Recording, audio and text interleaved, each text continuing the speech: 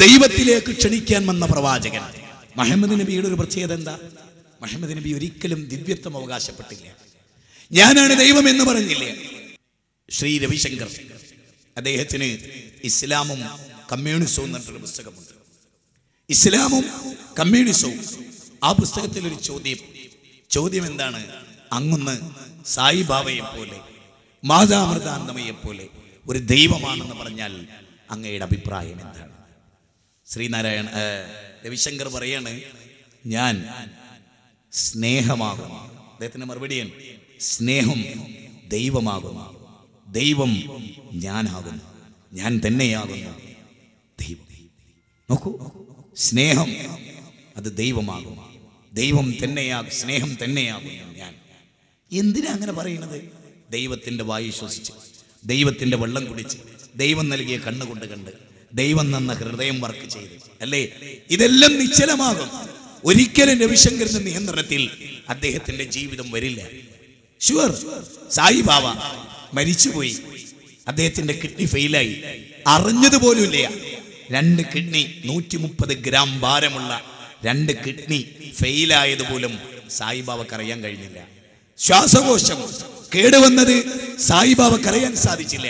എന്റെ ചോദ്യം, സ്വന്തം ശരീരത്തിലെ അനാട്ടമി, ആന്തരിക അവയവങ്ങളെ കുറിച്ചുള്ള പഠനം, അതിൽ സ്വന്തം കിഡ്നി അതുപോലും വീക്കായതറിയാൻ സായിബാബക്ക് സാധിച്ചില്ല. എങ്കിൽ ലോകത്ത് മറ്റുള്ളവന്റെ ഹാർട്ട്, അതിന്റെ മിടിപ്പ് തകരാറാവുമ്പോൾ നിയന്ത്രിക്കാൻ സായിബാബക്ക് സാധിക്കും. ഞാൻ എൻ്റെ മനസ്സ് തട്ടിയ ഒരു ചോദ്യം നിങ്ങളോട് പറയാം. ഇപ്പം ഞാനൊരു കാർ ഓടിച്ചു പോവുകയാണെങ്കിൽ എനിക്ക് അറ്റാക്ക് വന്ന് ഞാൻ മരിച്ചാൽ ഞാൻ സ്റ്റിയറിംഗ് വീലിലേക്ക് മറിഞ്ഞു വീഴും. സ്വാഭാവികമായി എൻ്റെ വണ്ടി തൊട്ടടുത്തുള്ള കൊക്കയിലോ ഭിത്തിയിലോ അതല്ലെങ്കിൽ പിന്നെ മരത്തിലോ അതല്ലെങ്കിൽ കെട്ടിടത്തിൻ്റെ ഉള്ളിലേക്കോ അതല്ലെങ്കിൽ വാഹനത്തെ ഇടിച്ചോ എൻ്റെ വണ്ടി നിശ്ചലമാവും. ഷുവർ, എല്ലാവരും സമ്മതിക്കുമല്ലോ. എന്തുകൊണ്ട്? വണ്ടി കൺട്രോൾ ചെയ്ത ആള് മരിച്ചു. ഇനി എൻ്റെ ചോദ്യം, സായിബാബ ഈ ഭൂമിയിലെ എന്തെങ്കിലും ഒരു വസ്തു കൺട്രോൾ ചെയ്തിരുന്നുവെങ്കിൽ അദ്ദേഹത്തിൻ്റെ മരണത്തോടുകൂടി ആ കൺട്രോൾ ചെയ്യപ്പെട്ട വസ്തു നിശ്ചലമാവില്ലേ? ആവില്ലേ? നിങ്ങൾ ബുദ്ധി കൊടുത്ത് ആലോചിച്ച് നോക്കൂ.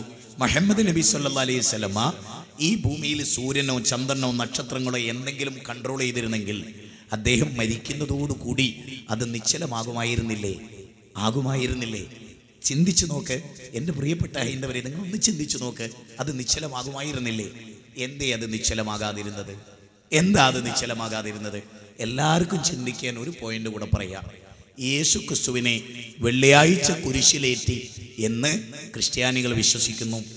കുരിശിൽ കിടന്ന് യേശു പെടഞ്ഞ് മരിച്ചു അല്ലേ? കൽവരിക്കുള്ളിൽ എന്തെല്ലാം വ്യാഖ്യാനങ്ങളാൽ യേശു ക്രിസ്തു കുരിശിൽ കിടന്ന് വെള്ളിയാഴ്ച പെടഞ്ഞ് മരിച്ചു, ഞായറാഴ്ച ഉയർത്തെഴുന്നേറ്റു. പ്രസക്തമായ ഒരു ചോദ്യം, വെള്ളിയാഴ്ച യേശു ക്രിസ്തു കുരിശിലേറി മരിച്ചുവെങ്കിൽ വെള്ളിയാഴ്ച ശനിയാഴ്ചയിലേക്ക് പ്രയാണം ചെയ്യിച്ച ശക്തി ആരാണ്? വെള്ളിയാഴ്ച ശനിയാഴ്ചയായല്ലോ, ശനിയാഴ്ച ഞായറാഴ്ചയായല്ലോ, അതിനെ ആര് പ്രയാണം ചെയ്യിച്ചു? അപ്പൊ യേശു ക്രിസ്തുവിന് സൂര്യന്റെ സഞ്ചാരത്തിലോ ചന്ദ്രന്റെ നിലാവലകളിലോ രാവിനെ പകലിലും പകലിനെ രാവിലും പ്രവേശിപ്പിക്കുന്നതിലോ യേശു ക്രിസ്തുവിന് ഒരു പങ്കുമില്ല എന്ന് വന്നു. എങ്കിൽ അതാരവിടെ കൺട്രോൾ ചെയ്ത്? മുഹമ്മദ് നബി മരിച്ചിട്ടും ലോകം, ശ്രീരാമൻ മരിച്ചിട്ടും ലോകം, ശ്രീകൃഷ്ണൻ മരിച്ചിട്ടും ലോകം, എല്ലാ മനുഷ്യ ദൈവങ്ങളും മരിച്ചിട്ടും ലോകം നിലനിൽക്കുന്നുവെങ്കിൽ ആ ലോകത്തിന്റെ കൺട്രോളർ ആരാണ്? അവനാകുന്നു സാക്ഷാൽ ഈശ്വരൻ, അവനാകുന്നു സാക്ഷാൽ ദൈവം, അവനാകുന്നു സാക്ഷാൽ ഉടയതമ്പുരാൻ. തിരിച്ചറിയാൻ തയ്യാറുണ്ടോ? പെരിങ്ങോട്ട് കുരിശിയിലെ മനുഷ്യരെ, നിങ്ങളിത് തിരിച്ചറിയാൻ തയ്യാറുണ്ടോ? ഈ ഭൂമി 23 ഡിഗ്രിയിൽ ഹേമന്തങ്ങളും വസന്തങ്ങളും ഗ്രീഷ്മങ്ങളും മാറി മാറി വരത്തക്ക രൂപത്തിൽ ഈ ഭൂമിയെ സംവിധാനിച്ച ആ മഹാസംവിധായകൻ അവനാരാ? സെക്കൻഡിൽ 30 കിലോമീറ്റർ വേഗതയിലാണ് ഭൂമി സഞ്ചരിക്കുന്നത്. സെക്കൻഡിൽ 30 കിലോമീറ്റർ വേഗതയിൽ. അറിയണം, 15 കോടി കിലോമീറ്റർ അകലെ സ്ഥിതി ചെയ്യുന്ന സൂര്യൻ, ആ സൂര്യനിൽ ഭൂമി കൊണ്ടുപോയി വെച്ചാൽ ഒരു പൊട്ട് നെറ്റിയിൽ തൊട്ട മതി. സൂര്യന്റെ നെറ്റിയിൽ ഒരു പൊട്ട് തൊട്ട പോലെ 13 ലക്ഷം ഭൂമി സൂര്യനിൽ കൊണ്ടുപോയി വെക്കാം. നാം ഈ കാണുന്ന സൂര്യന്റെ വലുപ്പാ പറഞ്ഞ് എത്ര? 13.5 ലക്ഷം ഭൂമി. എത്ര? 13.5 ലക്ഷം ഭൂമി സൂര്യനിൽ ഒതുക്കി വെക്കാം. എന്റെ കുഞ്ഞിരാമ ഒന്ന് ആലോചിച്ച് നോക്ക് സൂര്യന്റെ വലുപ്പം. ബഷീറെ ഒന്ന് ആലോചിച്ച് നോക്ക് സൂര്യന്റെ വലുപ്പം. ആ സൂര്യനിൽ നിന്നൊരു പ്രകാശകിരണം ഭൂമിയിൽ പതിക്കാൻ 8 മിനിറ്റ് വേണം. 8 സെക്കൻഡ് അല്ല, 8 മിനിറ്റ്. ആലോചിക്കണം. ആ ഭൂമി സൂര്യൻ സെക്കൻഡിൽ ദാ നോക്ക്, ഈ സെക്കൻഡിൽ 250 കിലോമീറ്റർ വേഗതയിലാണ് സഞ്ചരിക്കുന്നത്. 250 കിലോമീറ്റർ വേഗതയിൽ. എൻ്റെ ചോദ്യം, ആരാണ് ഈ സൂര്യനെ നിയന്ത്രിക്കുന്നത്? ഒരാൾ സദസ്സിൽ എഴുന്നേറ്റു. ഞാൻ അയാളോട് ചോദിച്ചു, എന്താ നിങ്ങളുടെ പേര്? എൻ്റെ പേര് സുരേന്ദ്രൻ. അയാൾ പറയാണ്, ശ്രീരാമനാണ് സൂര്യനെ സൃഷ്ടിച്ചത് എന്ന് അയാൾ പറയുന്നു എന്ന് നിങ്ങൾ വിചാരിച്ചോളൂ. ഉടനെ ഞാൻ ചോദിക്കും, സുരേന്ദ്ര, ശ്രീരാമൻ ജനിക്കുന്നതിന് മുമ്പ് ദശരഥ മഹാരാജാവില്ലേ? ആ ഉണ്ട്. പുള്ളിക്കാരൻ എവിടുന്നാ ശ്വസിച്ചത്? അയ്യേ, അത് ഞാൻ ചിന്തിച്ചില്ല. ഞാൻ ഇരിക്കട്ടെ. ആ മോനെ ഇരുന്നോ. തൊട്ടപ്പുറത്തുനിന്ന് വേറൊരാളെ എഴുന്നേറ്റു. അത് മുഹമ്മദ് നബിയാണ്.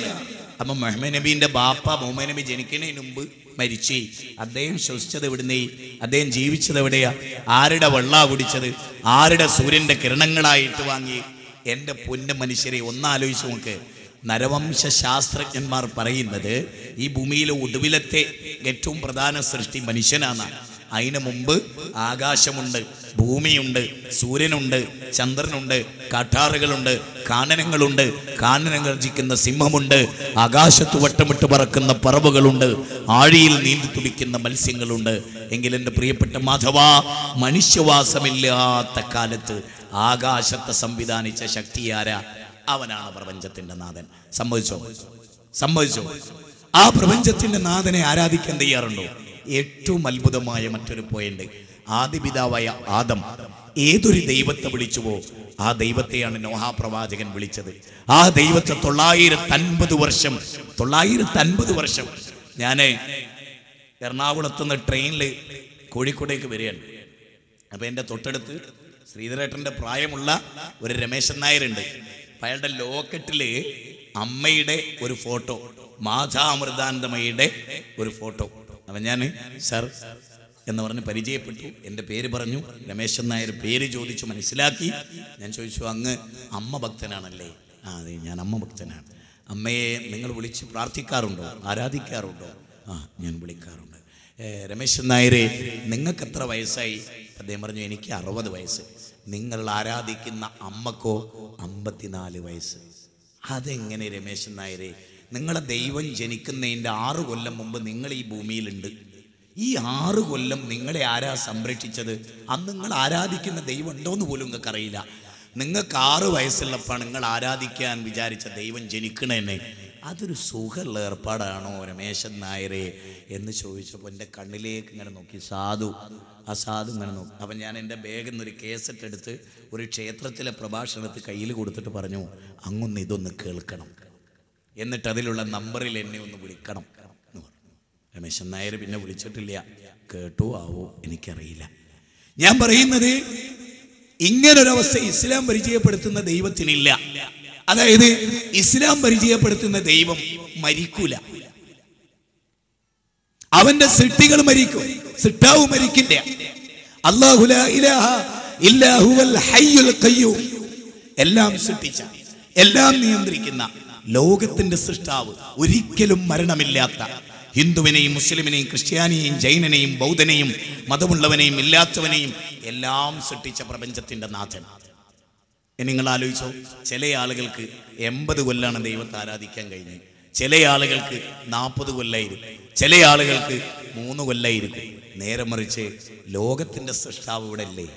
എന്നും ജീവിച്ചിരിക്കുന്നവൻ, എല്ലാം നിയന്ത്രിക്കുന്നവൻ, ആരൊക്കെ മരിച്ചാലും ലോകം കൺട്രോൾ ചെയ്യുന്നൊരു ശക്തി അതില്ലേ? ഇനി ഒന്നുകൂടെ ആലോചിച്ചേ, നമ്മുടെ പ്രോഗ്രാം 6:30 തുടങ്ങുമെന്ന് പറഞ്ഞാൽ ചിലപ്പോൾ നമുക്ക് 7 മണിയാവും, 7:15 7:30 മുഖ്യമന്ത്രി 6 മണിക്ക് വരും എന്ന് പറഞ്ഞാൽ മുഖ്യമന്ത്രി 9 മണിക്ക് വന്നാലേ മുഖ്യമന്ത്രിയാവും, അല്ലേ? വകുപ്പ് മന്ത്രി പറഞ്ഞ കൃത്യത്തിന് വന്നാൽ മന്ത്രിയാവൂല. അങ്ങനെയൊക്കെയാണ് നമ്മുടെ ഒരു രാഷ്ട്രീയം. ക്ഷമിക്കണേ, അല്ല, മൊത്തത്തിൽ അങ്ങനെയാണ് നമ്മൾ കാണുന്നത്. നേരെ മറിച്ച് സൂര്യൻ 6 മണിക്ക് ഉദിക്കുന്നു പറഞ്ഞാൽ 6 മണി ഷാർപ്പിന്, ഒരു സെക്കൻഡ് പുറകോട്ടില്ല, ഒരു സെക്കൻഡ് മുന്നോട്ടില്ല. ആരാണ് ഈ കണിശത വെച്ചത്? വശംസു തജ്രി ലിമുസ്തഖറിൻ ലഹാ ദാലിക തഖ്ദീറുൽ അസീസുൽ അലീം.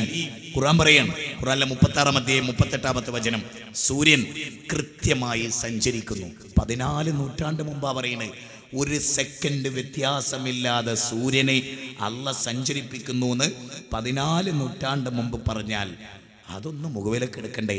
അങ്ങനെ ഒരു ഗ്രന്ഥം കണിശമാണ് സൂര്യന്റെ സഞ്ചാരം എന്ന് പറയുകയും 14 നൂറ്റാണ്ടായിട്ടും ആ കണിശത 1 ഇഞ്ചും തെറ്റുന്നില്ലെങ്കിൽ, നൂറ്റാണ്ടുകൾ എത്ര പിന്നിട്ടാലും സൂര്യന്റെ കൺട്രോൾ തൻ്റെ കയ്യിലാണെന്നറിയാവുന്ന ഒരാൾക്കല്ലാതെ അത് പറയാൻ കഴിയൂ?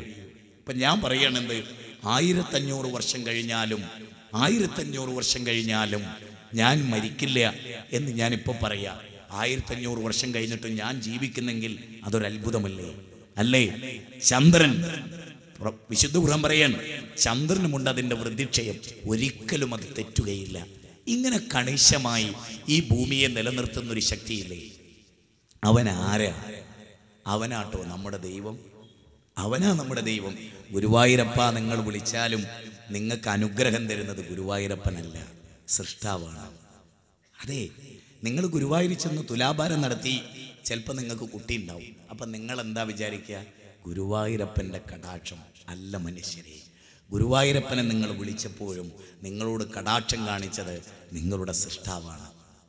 പക്ഷേ നിങ്ങൾക്ക് അവിടെ പറ്റിയ തെറ്റ് സൃഷ്ടാവിനോട് ചോദിക്കേണ്ടത് സൃഷ്ടിയോട് ചോദിച്ചു. ഒരിക്കലും ചോദിക്കാൻ പാടില്ലാത്തത്. ഒരു ഉദാഹരണം പറയാം. കോയമ്പത്തൂര് ഒരു കുടുംബ തലവൻ, അയാൾ ദൂരെ പോയി അധ്വാനിക്കുന്ന ഒരാളാണ്. കുറച്ച് വർഷങ്ങൾക്ക് മുമ്പ് പത്രത്തിലൊക്കെ നിങ്ങൾ വായിച്ചിട്ടുണ്ടാവും. അയാൾ ദൂരെ പോയി അധ്വാനിക്കുന്ന ഒരു മനുഷ്യനാണ്. അങ്ങനെ അയാൾ വീട്ടിൽ വന്നു, വിശ്രമമൊക്കെ കഴിഞ്ഞ് മടങ്ങിപ്പോകവേ ട്രെയിന് കിട്ടാതെ അയാൾ വീട്ടിലേക്ക് രാത്രി മടങ്ങി വരികയാണ്. അപ്പോൾ പരിചയമില്ലാത്ത ഒരു പുരുഷൻ്റെ ചെരുപ്പ് അവിടെ കാണുകയാണ്. നോക്കുമ്പോൾ അയാൾ വിശ്വസിച്ച ഭാര്യയുടെ കൂടെ ഒരു അന്യപുരുഷൻ ശരീരം പങ്കുവെക്കുകയാണ്. അയാൾ വാതിൽ ചവിട്ടി തുറന്ന് കിട്ടിയ കുടുവാള് കൊണ്ട് വീശിയപ്പോൾ കൊണ്ടത് സ്വന്തം മകനാണ്. അവൻ്റെ കഴുത്ത് ഛേദിച്ച് താഴെ വീണു. അവർ രണ്ടുപേരും ഓടിക്കളഞ്ഞു. ഇത് നമ്മുടെ കോയമ്പത്തൂർ നടന്നതാണ്. എന്താ കാരണം? ഭാര്യ അലക്കി തന്നിട്ടില്ലെങ്കിൽ നമുക്ക് ക്ഷമിക്കാം. ഭാര്യ ഭക്ഷണം കൃത്യമായി വിളമ്പിയിട്ടില്ലെങ്കിൽ നമുക്ക് ക്ഷമിക്കാം. ഭാര്യ അവരുടെ മനസ്സും ശരീരവും മറ്റൊരുത്തന് വിളമ്പിയാൽ അത് പൊറുക്കാൻ ആണായി പിറന്നൊരു പുരുഷന് സാധിക്കില്ല. എന്താ കാരണം? എന്താ കാരണം? പിതാ രക്ഷിതി കൗമാരേ ഭർത്താ രക്ഷിതി യൗവനേ പുത്രോ രക്ഷിതി വാർദ്ധക്യേ രക്ഷന്തി സ്തവിരേ പുത്ര നസ്ത്രീ സ്വാതന്ത്ര്യമർഹിതി. പെണ്ണ് ഭർത്താവിൻ്റെതാ, അവൻ്റെ മുതലാത്, അത് മറ്റൊരുത്തൻ അനുഭവിക്കാൻ പാടില്ല.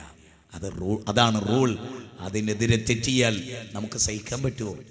സൃഷ്ടാവിൻ്റെ വായു ശ്വസിച്ച്, സൃഷ്ടാവിൻ്റെ വെള്ളം കുടിച്ച്, സൃഷ്ടാവ് നൽകിയ കണ്ണുകൊണ്ട് കണ്ട്, സൃഷ്ടാവ് നൽകിയ കാതുകൊണ്ട് കേട്ട് സൃഷ്ടിയെ ആരാധിക്കുക. നന്ദി കെട്ടവൻ. ഒരു ഉദാഹരണത്തിലൂടെ അത് പ്രകടമാക്കാം. നമ്മളൊരു നടുറൂട്ടിൽ രാത്രി 12 മണിക്ക് പെട്ടു. നമുക്ക് പെട്ടെന്ന് പട്ടാമ്പി പോകണം. അങ്ങനെ നിങ്ങൾ ഇവിടെ നിൽക്കുകയാണ്. ഒരുപാട് വാഹനങ്ങൾ കടന്നുപോയി, ആരും നിർത്തി തന്നില്ല. അവസാനം ഒരു കാറുകാരൻ കൊണ്ടുവന്ന മാന്യൻ എന്ന് തോന്നുന്ന ഒരാളെ കൊണ്ടുവന്ന് കാറ് നിർത്തി. എങ്ങോട്ടാന്ന് ചോദിച്ചു. പട്ടാമ്പിക്ക്. കയറിക്കോളൂ, ഞാൻ അവിടെ കൊണ്ട് വിട്ടുതരാമെന്ന്. അങ്ങനെ പട്ടാമ്പിയിലെ ടാക്സി സ്റ്റാൻഡിൽ ഈ മനുഷ്യനെ കൊണ്ടുപോയി വിടുകയാണ്. വിട്ടപ്പോൾ എന്തുണ്ടായി? അവിടെ ഒരു ടാക്സിയിലിരിക്കുന്ന ഡ്രൈവറോട് ഇയാൾ ഇറങ്ങിയിട്ട് താങ്ക്സ് എന്ന് ടാക്സിയിലെ ഡ്രൈവറോട്. അപ്പോൾ 2 നിലക്കുള്ള അത്ഭുതം. കാരണം നട്ടപ്പാതിരാക്ക് കാറ് നിർത്തി കയറ്റിയ മനുഷ്യൻ വിചാരിക്കുകയാണ്, നന്ദി കേട്ടോൻ, ഞാൻ ഇവിടെ കൊണ്ടുപോയി വിട്ടിട്ട് മറ്റേ ആക്കാ താങ്ക്സ് പറയുന്നത്. അയാളും വിചാരിക്കുകയാണ്, എന്ത് ഇവൻ എന്തടാ മറ്റേ ആൾ കാറിൽ കൊണ്ടുപോയിരിക്കിട്ട് എനിക്ക് താങ്ക്സ് പറയണത്. നിങ്ങൾ യേശുക്രിസ്തുവിന് എന്തിനാ താങ്ക്സ് പറഞ്ഞ്? നിങ്ങൾ ശ്രീരാമൻ എന്തിനാ താങ്ക്സ് പറഞ്ഞ്? നിങ്ങൾ ഗുരുവായൂരപ്പൻ എന്തിനാ താങ്ക്സ് പറഞ്ഞ്? നിങ്ങൾ മുഹമ്മദ് നബിക്ക് എന്തിനാ താങ്ക്സ് പറഞ്ഞ്? നിങ്ങൾക്കത് തന്ന് പടച്ചോനാ, നന്ദി അവനോടാ പറയേണ്ടത്. That's all. മനസ്സിലായി കാണും. ആ പടച്ചവന്റെ വായു ശ്വസിച്ചു വെള്ളം കുടിച്ച് ഏകം സദ്ബഹുതാ വിപ്രാവതന്തി യോ ദേവാനാം നാമത ഏകേവ ഓം സദേ സമസ്തേ. സർവലോകാശ്രയായ, സർവലോകത്തിനും ആശ്രയിക്കാൻ പറ്റിയ പ്രപഞ്ചത്തിന്റെ നാഥൻ. ഒന്നിങ്ങനെ ആലോചിച്ച് നോക്കേ. ഈ സദസ്സിലിരുന്നിട്ട് എല്ലാവരും മനുഷ്യരുടെ ദൈവമേ എന്നെ രക്ഷിക്കണേ എന്ന് പറയാ. ഖുർആനിന്റെ അവസാനത്തെ അധ്യായം അന്നാസ്. മനുഷ്യർ, മാസ്, പീപ്പിൾ, ഖുൽ അഊദു ബിറബ്ബിൻ നാസ്, മനുഷ്യരുടെ ദൈവമേ ഞാൻ നിന്നോട് രക്ഷ തേടുന്നു. അങ്ങനെ പറയാൻ കഴിയണം, അങ്ങനെ പറയാൻ കഴിയണം. സൂര്യനെ സൃഷ്ടിച്ച ദൈവമേ നീ എന്നെ രക്ഷിക്കണേ. അപ്പോ ശ്രീരാമൻ അപ്രത്യക്ഷാവും, ശ്രീകൃഷ്ണൻ അപ്രത്യക്ഷാവും, മുഹമ്മദ് നബി അപ്രത്യക്ഷാവും, ബിംബങ്ങൾ അപ്രത്യക്ഷാവും, ജാറങ്ങൾ അപ്രത്യക്ഷാവും. ചന്ദ്രനെയും സൂര്യനെയും സൃഷ്ടിച്ച സാക്ഷാൽ പ്രപഞ്ചത്തിന്റെ നാഥ നീയാണ് എന്നെ സൃഷ്ടിച്ചത്, ഞാൻ നിന്നോട് തേടുന്നു. വളരെ വ്യക്തം, വളരെ വ്യക്തം. ഖുൽ ഇന്നമാ അദൂ റബ്ബി വലാ ഉശ്രികു ബിഹി അഹദാ. പറയൂ പ്രവാചകരെ, ഞാൻ എൻ്റെ റബ്ബിനോടല്ലാതെ പ്രാർത്ഥിക്കുകയില്ല, ഞാൻ അവനിൽ ഒന്നിനെയും പങ്കു ചേർക്കില്ല. 72-ാം അധ്യായം 20-ാമത്തെ വചനം. ഒരു മലക്കിനോടും ഒരു ജിന്നിനോടും ഒരു ബീവിയോടും ഒരു ദേവിയോടും ഞാൻ പ്രാർത്ഥിക്കുകയില്ല. ഇല്ല, ജീവിതത്തിന്റെ ഒരു ഘട്ടത്തിലും എൻ്റെ പടച്ചവനോടല്ലാതെ. ഇനി കേട്ടോ നിങ്ങൾ, മഹാനിർവഹണ സ്തോത്രം, മഹാനിർവഹണ സ്തോത്രം, അതിൽ പാടുന്ന വരികൾ ഒന്ന് ശ്രദ്ധിച്ചു നോക്കിയേ. ത്വമേകം ശരണ്യം ത്വമേകം വരണ്യം ത്വമേകം ജഗത്കാരണം വിശ്വരൂപം ത്വമേകം ജഗത്കർത്തൃപാതൃപ്രഹർത്തൃ ത്വമേകം പരം നിശ്ചലം നിർവികൽപ്പം. എന്താ? ത്വമേകം ശരണ്യം ത്വമേകം വരണ്യം ത്വമേകം ജഗത്കാരണം വിശ്വരൂപം.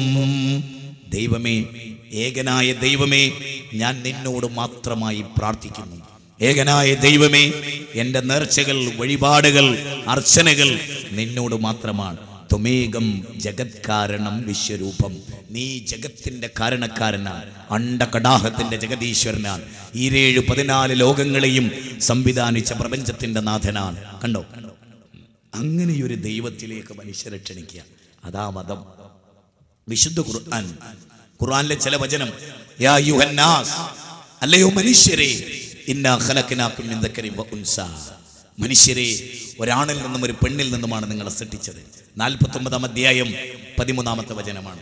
യാ അയ്യുഹന്നാസ് വഅബ്ദു റബ്ബക്കുമുല്ലദീ ഖലഖകും വല്ലദീന മിൻ ഖബ്ലികും ലഅല്ലകും തത്തഖൂൻ. നോക്ക്, മനുഷ്യരെ നിങ്ങളെ സൃഷ്ടിച്ചത് നോക്കൂ, വിശുദ്ധ ഖുർആൻ പറയാണ്, നിങ്ങളെയും നിങ്ങൾക്ക് മുമ്പുള്ളവരെയും സൃഷ്ടിച്ച സാക്ഷാൽ ദൈവത്തെ നിങ്ങൾ ആരാധിക്കുക. ഞാൻ ഒരു കണ്ടീഷൻ, ദൈവത്തെ തിരഞ്ഞെടുക്കാൻ ഒരു കണ്ടീഷൻ വെക്കാം. അതെന്താ? സൂര്യനെ സൃഷ്ടിച്ചവനെ ഞാൻ ആരാധിക്കൂ എന്ന് തീരുമാനിക്കാൻ ഹിന്ദു സഹോദരന് കഴിയുമോ? ക്രിസ്ത്യാനിക്ക് സാധിക്കുമോ?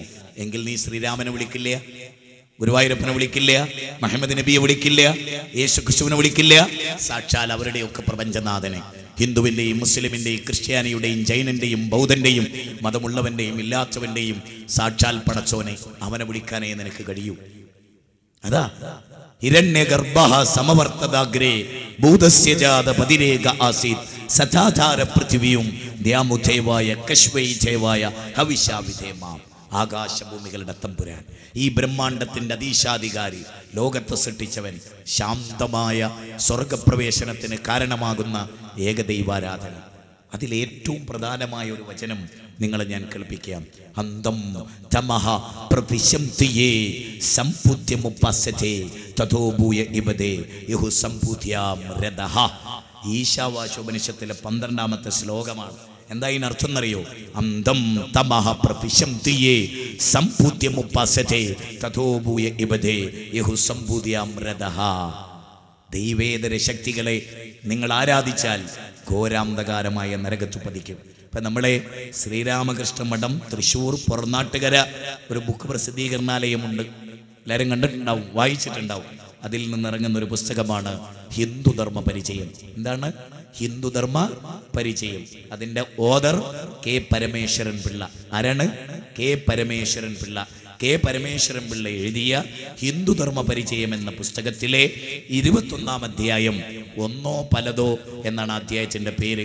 അതിലെ 148-ാമത്തെ പേജിൽ 3-ാമത്തെ പാരഗ്രാഫിൽ 1-2 വരിയിൽ പറയുന്ന വളരെ പ്രധാനമായ ഒരു കാര്യമാണ്. എന്ത് എല്ലാവരും ശ്രദ്ധിക്കേണ്ട വളരെ പ്രധാനമായ ഒരു പോയിന്റാണ്. ഒരു ദേവിക്കും ദേവനും സ്വന്തമായി ഒരു കഴിവുമില്ല. ഒരു ദേവിക്കും ഒരു ദേവനും സ്വന്തമായി ഒരു കഴിവില്ല. ശരിക്കും ശ്രദ്ധിക്കണം. പിന്നെയോ, ഒരു പുൽക്കൊടി നീക്കണമെങ്കിൽ ഒരു ദേവിക്കും ദേവനും ഒരു പുൽക്കൊടി നീക്കണമെങ്കിൽ ഈശ്വരൻ കഴിവ് കൊടുക്കണം. നോക്കണേ, ഒരു പുൽക്കൊടി നീക്കാൻ പോലും ദേവിക്കും ദേവനും സ്വന്തമായിട്ട് കഴിവില്ല. സാക്ഷാൽ ഈശ്വരൻ കൊടുക്കണം. ഇത് തന്നെയായിരുന്നു മക്കയിലെ ബൗദ്ധൈവ വിശ്വാസികളുടെ വിശ്വാസം. ഇല്ലാ ശരീക്കൻ ഹുവലക തംലികുഹു വമാ മലക. ദൈവമേ, ഞങ്ങൾ വിളിച്ചു പ്രാർത്ഥിക്കുന്ന ആളുകൾ സാക്ഷാൽ ദൈവമല്ല, നീ കൊടുത്ത കഴിവ് കൊണ്ട് ഞങ്ങളെ സഹായിക്കുന്നവർ.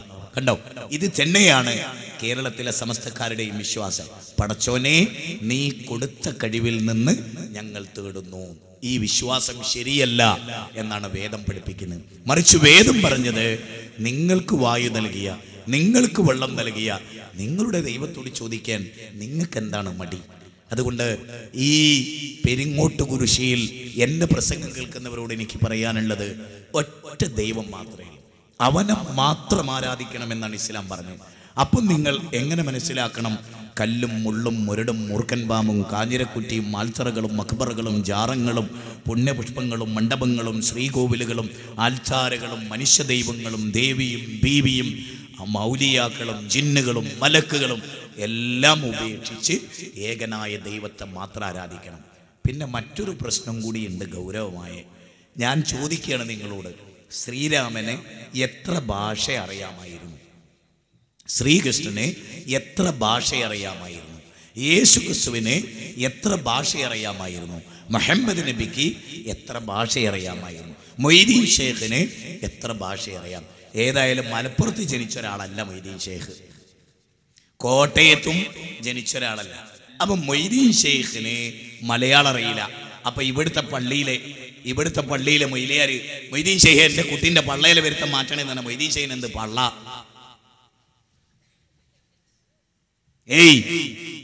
നിങ്ങൾ ആലോചിച്ച് നോക്കൂ, ലോകത്ത് എല്ലാ ഭാഷക്കാരുടെയും ഭാഷ അറിയുന്ന ഒരാളേ ഉള്ളൂ, പ്രപഞ്ചത്തിന്റെ നാഥൻ. വിശുദ്ധ ഖുർആൻ പറഞ്ഞ അങ്ങനെയാണ്. ലോകത്തുള്ള എല്ലാ ഭാഷക്കാരെയും നിങ്ങൾ ആലോചിച്ച് നോക്കൂ. ശ്രീരാമൻ സംസ്കൃത സംസാരിച്ചെന്ന് നമ്മൾ വിചാരിക്കുക, അല്ലെങ്കിൽ വേറെ ഏതെങ്കിലും ഭാഷ സങ്കല്പിച്ചോ. എങ്കിൽ ലോകത്തുള്ള എല്ലാ ഭാഷക്കാരും ശ്രീരാമനെ വിളിച്ചാൽ എങ്ങനെ മനസ്സിലാവുക? അതുകൊണ്ട് ഭാഷ സൃഷ്ടിച്ച, എല്ലാ ഭാഷക്കാരെയും സൃഷ്ടിച്ച, എല്ലാ ഭാഷയും സൃഷ്ടിച്ച പ്രപഞ്ചത്തിന്റെ നാഥനെ നാം വിളിക്കുക അല്ലേ? ജീവിതകാലത്ത് നിങ്ങൾക്കറിയാലോ, വളരെ പ്രധാനമാണ് സീത പരിശുദ്ധയാണോ അല്ലേ എന്നതിലേറെ സംശയിച്ച ആളായിരുന്നു ശ്രീരാമൻ. അതുകൊണ്ടാണ് അഗ്നി പരീക്ഷണമൊക്കെ നടത്തി അല്ലേ? അതെ, സീത പതിവ്രതയാണ് എന്ന് തെളിയിച്ചു ഭൂമി പിളർന്ന് സീതാദേവി അതിൽ പോയി, അവരുടെ പരിപാവനത്വം. എങ്കിലും ശ്രീരാമന് സംശയം ഉണ്ടായി. മുഹമ്മദ് നബിയുടെ ഭാര്യയുടെ പേരിൽ വ്യഭിചാരോപണം ഉണ്ടായപ്പോൾ മുഹമ്മദ് നബി പോലും വിശ്വസിച്ചു പോയി. കാരണം മറഞ്ഞ കാര്യം അറിയാൻ ആ പ്രവാചകന് സാധിച്ചില്ല. പിന്നെ എങ്ങനെ ദൈവാവും? ഇനി ഇന്ന് വരെ നമ്മൾ ഇന്ത്യയിൽ എത്ര മനുഷ്യ ദൈവങ്ങൾ ജീവിച്ചിട്ട് ഒരൊറ്റ സുനാമി പ്രവചിക്കാൻ കഴിഞ്ഞു ഇന്ന് വരെ? എന്നിട്ട് നിങ്ങളെന്നെ ചിന്തിച്ചോ, അമ്മ ഉണ്ടാക്കി കൊടുത്ത വീട് കുറേ സുനാമി പൊളിഞ്ഞ്, സുനാമി ഉണ്ടാകുന്ന സ്ഥലമാണിത് എന്ന് അറിഞ്ഞാൽ അമ്മ വീട് ഉണ്ടാക്കി കൊടുക്കുമോ? നിങ്ങൾ ചിന്തിക്ക്. എത്രത്തോളം എന്നറിയോ? കേട്ടാൽ നല്ല ഞെട്ടിപ്പിക്കുന്ന ഒരു വാർത്ത പറയാം. വീരേന്ദ്രകുമാർ എം പി ഞങ്ങളൊരു സുഹൃത്തുക്കളാണ്. അപ്പം അദ്ദേഹം മാതൃഭൂമി രവിശങ്കർ സപ്ലിമെന്റിൽ ഒരു ലേഖനം എഴുതി. ലേഖനം എന്താണെന്ന് വെച്ചാൽ രവിശങ്കറിന്റെ മഹത്വം പറയുകയാണ്. അതിൽ രവിശങ്കറിന് ആർട്ട് ഓഫ് ലിവിങ്ങിന് ക്ലാസ് എടുക്കുന്ന ഒരു പെൺകുട്ടിയെ, ബഹുഭാഷാ പണ്ഡിതയെ ലണ്ടനിലേക്ക് എങ്ങാനും പറഞ്ഞേക്കാണ് രവിശങ്കർ. അപ്പോൾ ഇവിടുന്ന് ഫ്ലൈറ്റ് ടിക്കറ്റൊക്കെ എടുത്ത് ഫ്ലൈറ്റിൻ്റെ ആവശ്യങ്ങളൊക്കെ ക്യാഷൊക്കെ കൊടുത്ത് യാത്രയുടെ പദ്ധതികളൊക്കെ തയ്യാറാക്കി രവിശങ്കർ ഈ പെണ്ണിനെ പറഞ്ഞേക്കാണ്. അങ്ങനെ ഈ പെണ്ണ് എയർപോർട്ടിൽ വന്നു. ഈ സഹോദരി ഫ്ലൈറ്റ് കയറി, ആ ഫ്ലൈറ്റ് തകർന്നു, ഈ സഹോദരി കൊല്ലപ്പെട്ടു. സത്യത്തിൽ നിങ്ങൾ ആലോചിച്ച്, തൻ്റെ ശിഷ്യ, ആർട്ട് ഓഫ് ലിവിങ്ങിന് ക്ലാസ് എടുക്കുന്ന തൻ്റെ ശിഷ്യ ഈ ഫ്ലൈറ്റ് തകർന്ന് മരിക്കുമെന്ന തൊട്ടടുത്ത ഭാവി രവിശങ്കറിന് പറയാൻ കഴിയുമായിരുന്നെങ്കിൽ ആ കുട്ടി യാത്ര ചെയ്യുമായിരുന്നു. മനുഷ്യരെ, ചെയ്യോ? നിങ്ങൾ പറ, നിങ്ങളെ ചെറിയ ബുദ്ധി കൊണ്ട് നിങ്ങൾ പറ. അതുകൊണ്ട് ഭാവി അറിയാത്ത മനുഷ്യരെ സ്വന്തം ഭാവിയെ ഏൽപ്പിക്കുന്നതിൻ്റെ വിഡ്ഢിത്തം നിങ്ങൾ തിരിച്ചറിയണം. എന്നിട്ട് സാക്ഷാൽ പ്രപഞ്ചത്തിന്റെ നാഥനിലേക്ക് നിങ്ങൾ മടങ്ങിപ്പോയി. ഇതാണ് ഒന്നാമതായി പറയാം. പ്രവാചക തിരുമേനിയുടെ ജീവിതത്തിൽ ഒരിക്കൽ പോലും അല്ലാത്തവരെ വിളിച്ച പ്രവാചകൻ പ്രാർത്ഥിച്ചില്ല. നിങ്ങൾ ചിന്തിച്ചോ, ബദർ യുദ്ധം നടക്കുകയാണ്, ഇദ് തസ്തഈസൂന റബ്ബക്കും ഫസ്തജാബ ലക്കും അന്നി മുമിദ്ദുക്കും ബിഹൽഫിൻ മിനൽ മലായികത്തി മുർദിഫീൻ. 8-ാം അധ്യായം 9-ാമത്തെ വചനമാണ്. അല്ലാഹുവേ, ഞങ്ങൾ നിന്നോട് ഇസ്തിഗാസ നടത്തും. പടച്ചോനെ, നീ ഞങ്ങളെ സഹായിക്കണേ.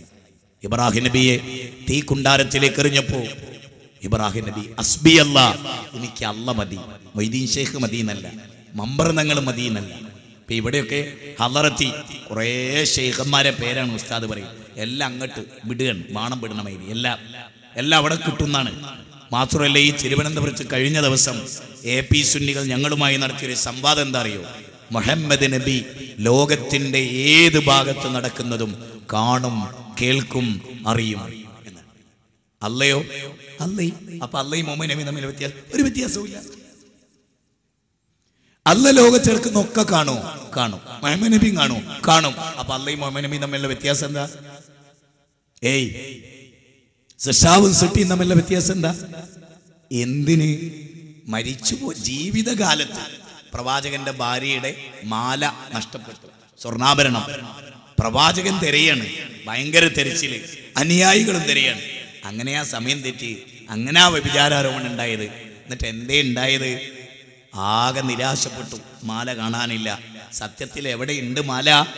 ഒട്ടകക്കട്ടിലിൻ്റെ അടിയിൽ, ഒട്ടകം കിടന്ന ഒട്ടകക്കട്ടിലിൻ്റെ അടിയിൽ ആയിഷാ ബിവിയുടെ മാലുണ്ട്. ഇവര് മൊയ്തീൻ ഷേഖിനെ കുറിച്ച് പറയലെന്താ? കുപ്പിക്കകത്തുള്ള വസ്തുവിനെ പോലെ കാണാൻ ഞാൻ നിങ്ങളുടെ കൽബകമെന്നോവർ, കണ്ണിൽ കാണാത്തതും കൽബകത്തുള്ളതും കൺകൊണ്ട് കണ്ടപോൽ കാട്ടിപ്പറഞ്ഞോവർ. മൊയ്തീൻ ഷേഖ് കണ്ണ് കാണാത്തതും കൽബകത്തുള്ളതൊക്കെ ഉപരി പറയും. മുഹമ്മദ് നബിക്ക് സ്വന്തം ഭാര്യന്റെ മാല തൊട്ടടുത്ത് കിടക്കുന്ന ഒട്ടകത്തിന്റെ കട്ടിലിനടിയിലുള്ളത് അറിയാൻ കഴിഞ്ഞില്ല. ഒട്ടക എഴുന്നേറ്റപ്പാണ് സ്വർണ്ണാഭരണം കാണുന്നത്. ഇനി ഈ പ്രവാചകൻ ലോകത്തിന്റെ മുഴുവൻ അറിയുമെന്ന് പറഞ്ഞാൽ നിങ്ങൾ ആലോചിച്ചേ. പ്രവാചകന് വിഷം കൊടുത്തു, അറിഞ്ഞോ? പ്രവാചകന്റെ കൂടെയുള്ള സഹാബി അത് കഴിച്ചു, അപ്പത്തിന്റെ മരിച്ചു. പ്രവാചകൻ കഴിച്ചുപോയി, ഉള്ളിലെത്തി. അപ്പോഴേക്ക് അല്ലാഹു വിവരം കൊടുത്തു, നബിയെ അതിൽ വിഷമുണ്ട് എന്ന്. ആലോചിച്ചു നോക്ക്. അപ്പൊ നമ്മളെ വളരെ ഗൗരവമായി ചിന്തിക്കേണ്ടതാണ്.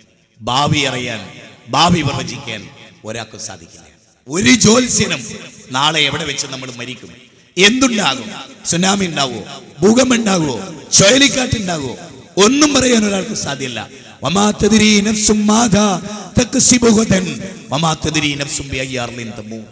നാളെ എന്ത് സംഭവിക്കും, എവിടെ വെച്ച് നിങ്ങൾ മരിക്കും, ഒരാൾക്കും പറയാനാവില്ല.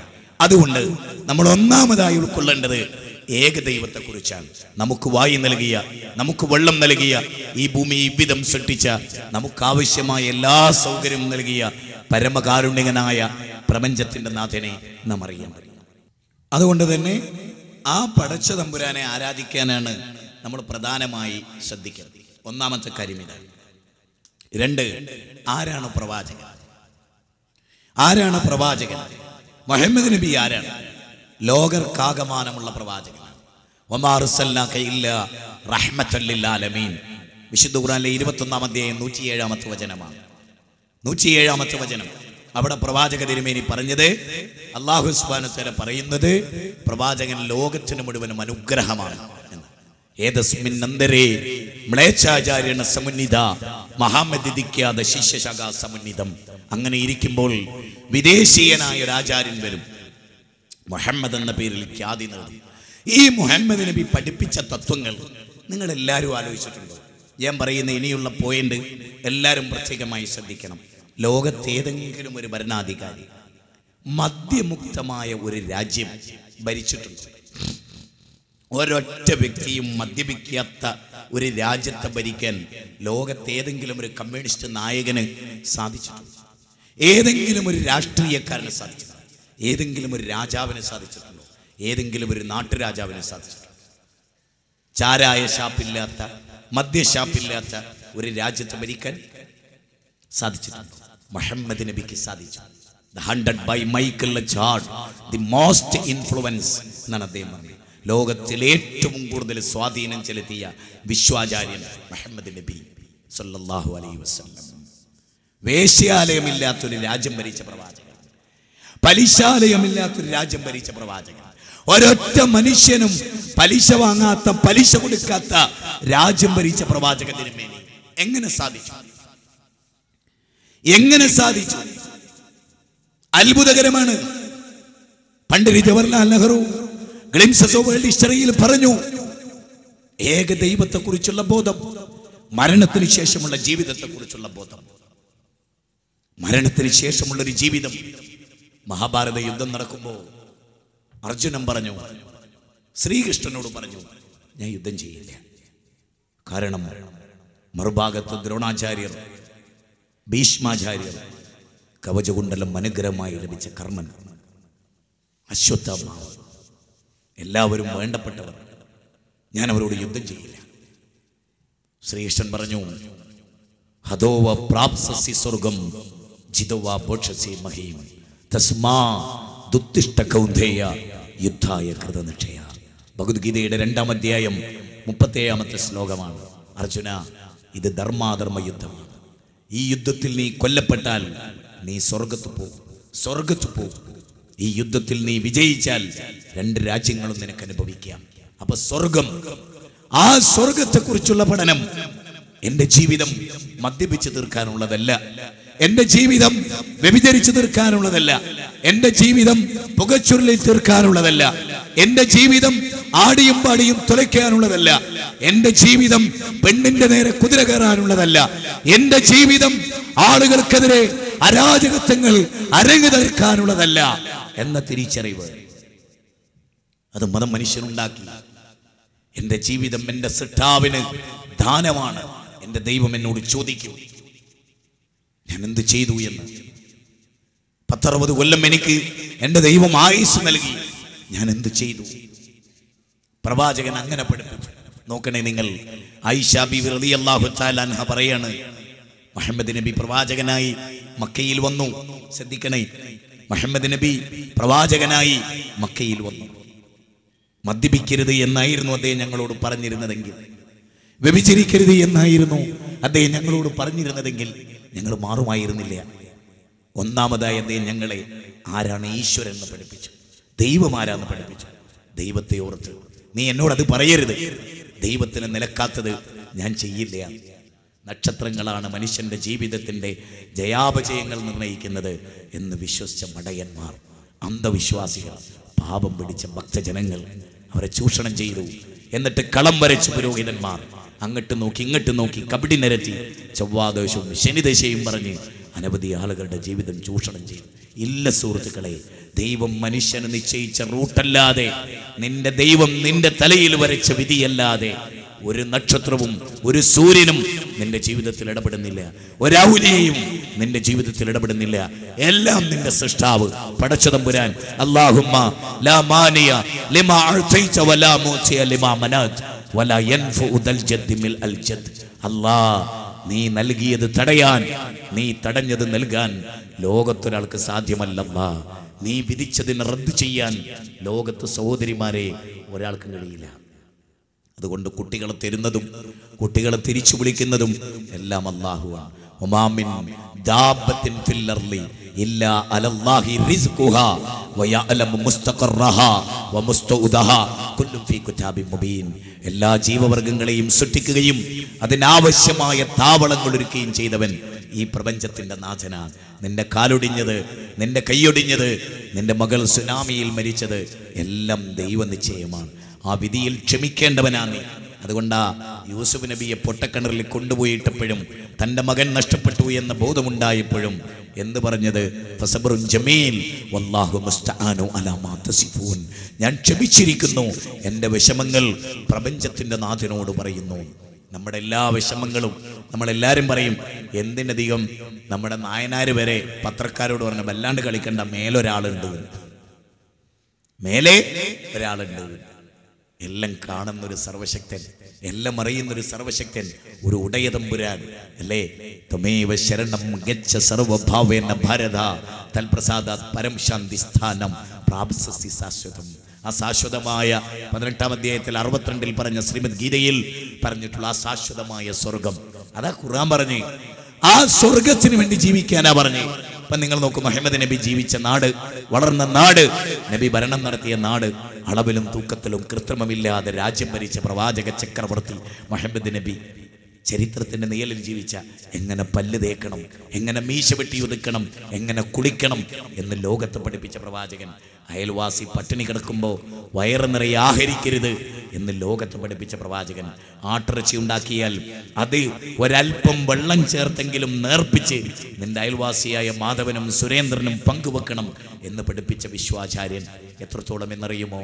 ഒരു പ്രാവിൻ്റെ പുത്തിൽ നിന്ന് ഒരു കുട്ടി ഒരു പ്രാക്കുഞ്ഞിനെ എടുത്ത് പ്രവാചകന്റെ കൈകളിൽ കൊണ്ടുപോയി കൊടുത്തു. പ്രവാചകന്റെ കണ്ണുകളിൽ നിന്ന് കണ്ണുനീര് ചാലിട്ടൊഴുകി. അപ്പോൾ ശിഷ്യൻ ചോദിച്ചു, അല്ല പ്രവാചകരെ, താങ്കൾക്ക് എൻ്റെ സമ്മാനം ഇഷ്ടമായില്ലേ? പ്രവാചകൻ പറഞ്ഞു, മോനെ, ഇതിൻ്റെ തള്ളപ്പക്ഷി നിന്നെ കണ്ടില്ലേ? അല്ലാത്തൊരു ചോദ്യം. മോനെ, ഇതിൻ്റെ തള്ളപ്പക്ഷി നിന്നെ കണ്ടില്ലേ?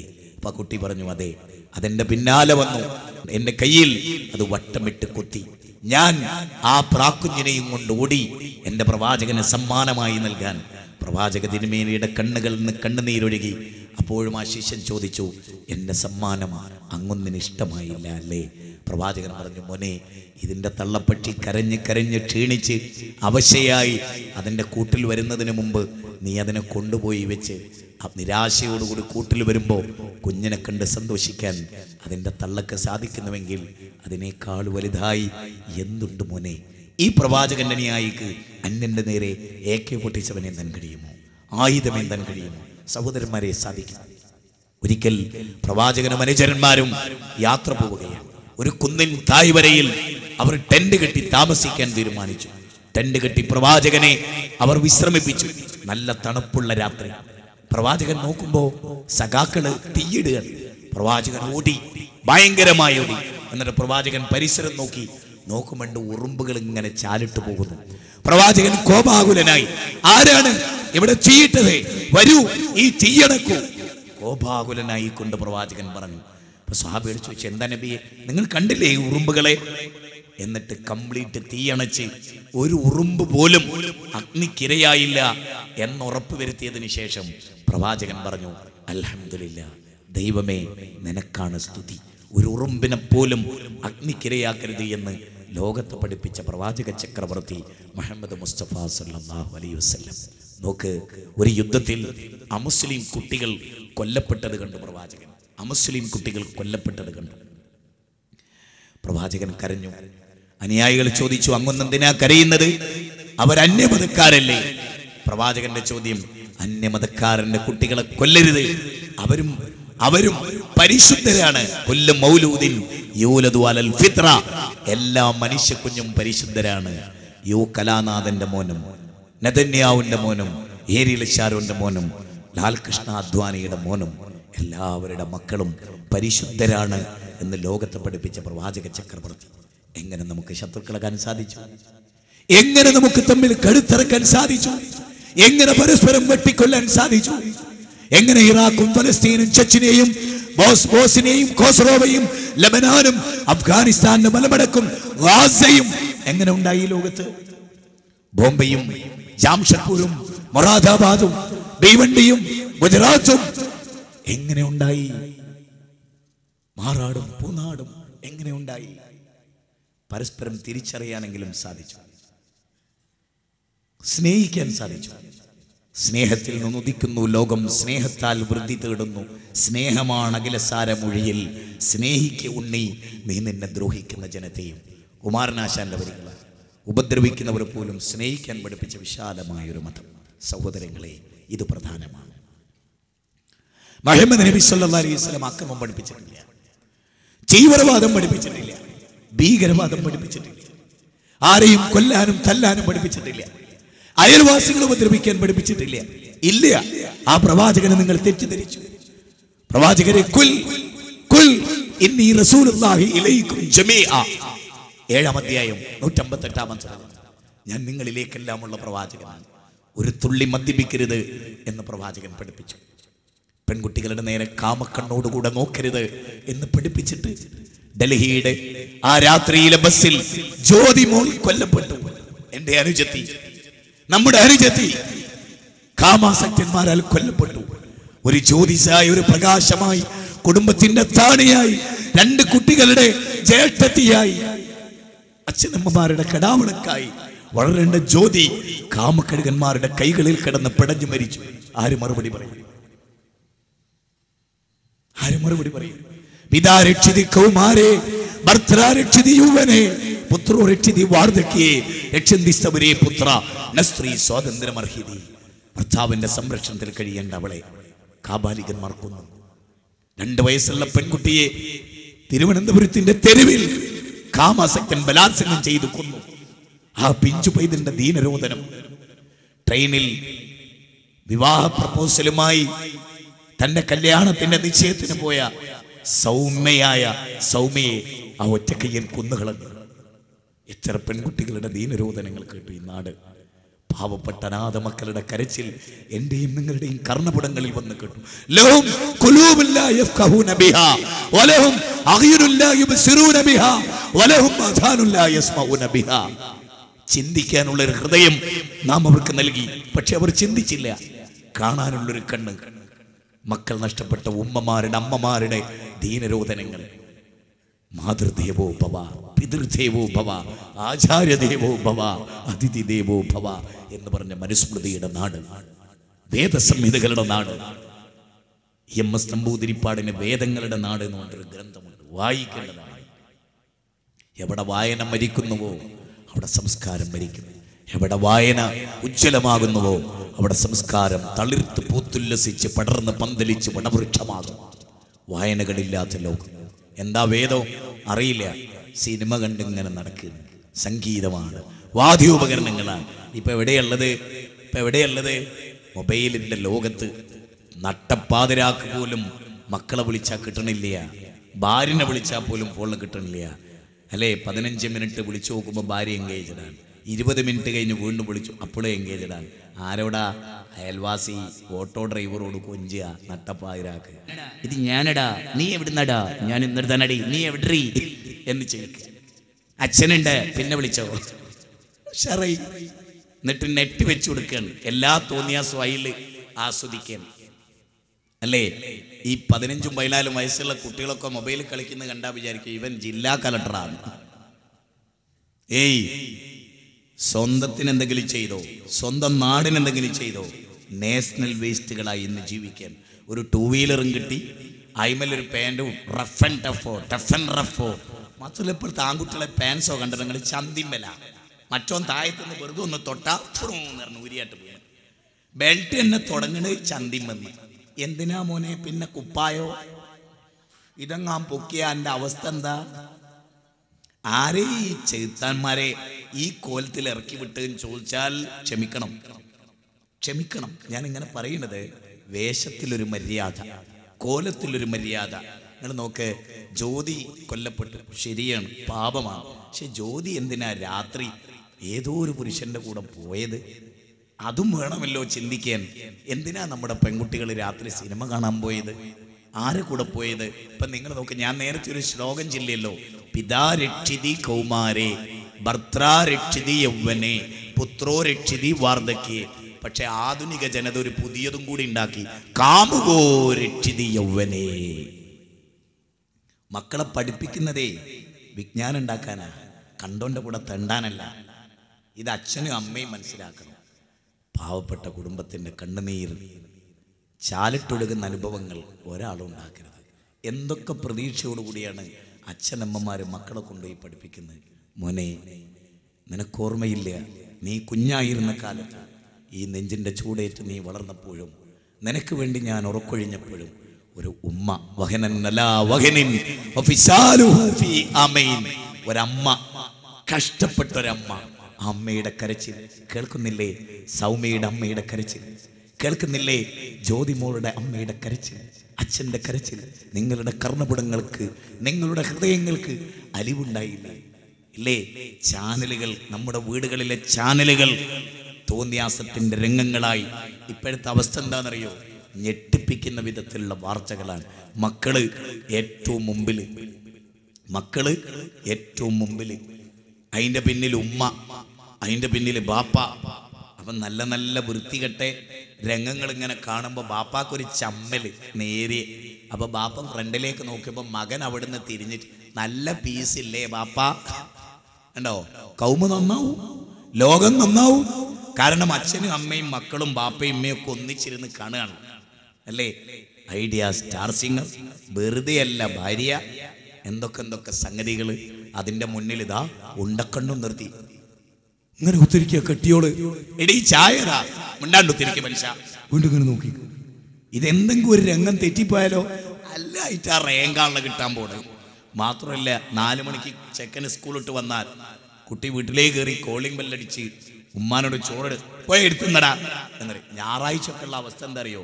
വല്ല വിരുന്ന് മൂത്താപ്പയോ എളാപ്പയോ അച്ഛനോ ചെറിയച്ഛനോ ഒക്കെ വരുമ്പോൾ കോളിംഗ് ബെല്ലടിച്ച് ഏത് ഹമുക്ക കോളിംഗ് ബെല്ലടിക്കണ്. പിന്നെ നോക്കുമ്പോൾ മൂത്താപ്പേരിക്കും. മൂത്താപ്പേനി കാരണം ആർക്കും ഇഷ്ടമല്ല. എല്ലാവരും ഞാൻ പറയുന്നു, ഈ കേരളം നന്നാകാൻ ഒന്നാമതായി ചെയ്യേണ്ടത് ചാനലുകൾ അടിച്ചട് പൊളിച്ചാണ്. കേരളത്തിലെ മുഴുവൻ ചാനൽ കേന്ദ്രങ്ങളും അടിച്ച് തകർത്ത് കളയുക. കള്ളുഷാപ്പിലേക്ക് മുന്നേറ്റം നടത്തണം എന്ന് പറഞ്ഞാൽ ചിലപ്പോൾ നിങ്ങൾ എന്നെ കയറി തല്ലിവിടും. കാരണം കള്ളുഷാപ്പിൻ്റെ മുമ്പിൽ പോലീസുകാർ ക്യൂ നിൽക്കുകയാണ്, കാളൻ്റെ വാല് പിടിച്ച മൈരി. പോലീസുകാർ പറയും മെല്ലെ കുടിക്കുക, മെല്ലെ കുടിച്ച് പൂസാകാം, കാട്ടറായി ക്യൂ നിൽക്കുന്നത് തെറ്റിക്കല്ലേ എന്നാ. എന്നിട്ട് ക്യൂ നിന്നിട്ടോ പേട്ട വെള്ളം കുടിച്ചിട്ട് ഭൂമി മുഴുവനും പോരാ. അപ്പുറത്ത് നിന്ന് നടന്നാൽ അപ്പുറത്ത്, അപ്പുറത്ത് നിന്ന് നടന്നാൽ അപ്പുറത്ത്. ഈ പരിപാടി കഴിഞ്ഞ് വണ്ടിയായിട്ട് പോയാൽ റോഡ് മേലുണ്ടാവും ഒന്ന് അങ്ങോട്ട്, ഒരു വളവ് ഇങ്ങോട്ട്.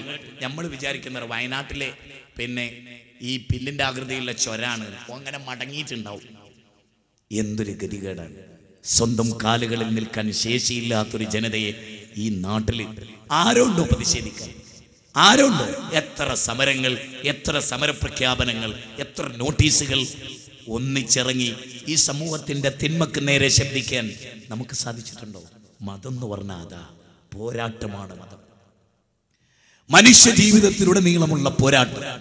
അതുകൊണ്ട് ഈ തിന്മകൾക്ക് നേരെ നമ്മളൊന്ന് സടകുടഞ്ഞേക്കണം. വിശുദ്ധ ഖുർആൻ ലോകത്തിന് മുമ്പിൽ പഠിപ്പിച്ചു മാതാപിതാക്കളുള്ള ബന്ധം, അച്ഛനമ്മമാരോട്.